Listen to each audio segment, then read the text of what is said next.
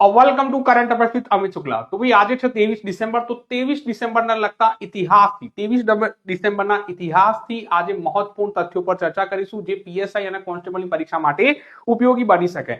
તો 23 ડિસેમ્બરે આપણે કયો દિવસ મનાવીએ છીએ?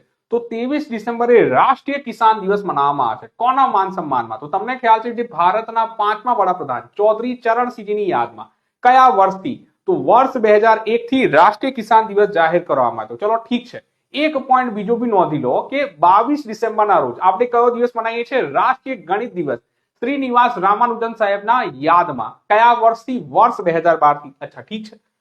તો ચૌધરી ચરણસિંહજી જે ભારતના 5મા વડાપ્રધાન હતા જેમના માન સન્માનમાં રાઈટ આ દિવસ મનાવવાની વાત છે। 23 ડિસેમ્બર 1902 ના રોજ તેમનો જન્મ થયો હતો। ઠીક છે ને? તો એક ફેક્ટ આ ધ્યાનમાં રાખી લો। સાથે સાથે 23 ડિસેમ્બરના રોજ 2004 ના રોજ પીવી નરસિમ્હા રાવ જેઓ ભારતના 9મા વડાપ્રધાન હતા જેમનું નિધન થયેલું, જેમને આર્થિક સુધારાના જનક માનવામાં આવે છે।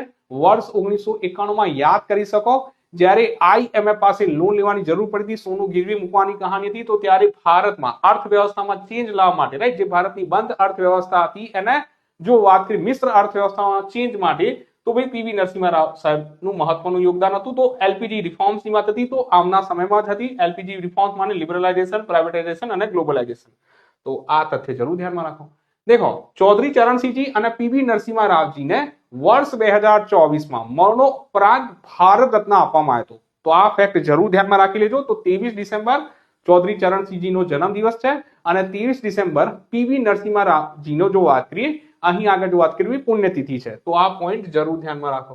ઓકે, ત્યાર પછી 23 ડિસેમ્બર થી દિલ્હી કાવતરા કેસ યાદ કરી શકો। વર્ષ 1912 23 ડિસેમ્બર આ જ દિવસે યાદ કરશો જ્યારે દિલ્હીને નવી કેપિટલ જાહેર કરવાની વાત હતી। તો 23 ડિસેમ્બર 1912 માં હાર્ડિંગ પર બોમ્બ ફેંકવાની વાત હતી। ક્યાં આગળ? તો લોર્ડ રાઈટ કે ભાઈ હાર્ડિંગ પર ક્યાં આગળ? તો ભાઈ દિલ્હી પર રાઈટ જે દિલ્હીની જે નવી રાજધાની જાહેર કરવાની ઉજવણી હતી તો એ વખતે। તો આ ફેક્ટ બી જરૂર ધ્યાનમાં રાખજો। કોના દ્વારા બોમ્બ ફેંકવામાં આવ્યો? તો રાસ બિહારી બોઝ સાહેબ અને એમના સાથીઓ દ્વારા।